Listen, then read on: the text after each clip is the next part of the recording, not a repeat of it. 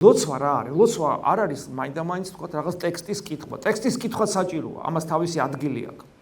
მაგრამ ლოცვის თავარი განმარტება არის არა ტექსტის კითხვა, არამედ მდგომარეობა ადამიანის სულისა, როცა ის ღმერთთან არის, არაფერს არ ამბობს, არის ღმერთთან.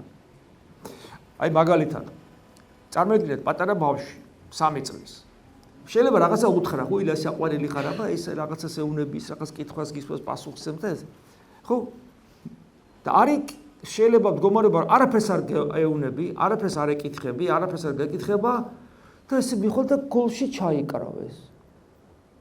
და გაჩუმდები, ესე გულს ჩაკრული ყავს. ეს ხო სიყვარულის ძალიან დიდი გამოვლინებაა. საერთოდ არ ჭირდება სიტყვა, ხო? მდგომარეობაა ეს. მდგომარეობა. ლოცვა ამ სიტყვის დიდი გაგებით, სიტყვები არ არის ლოცვაში, საერთოდ.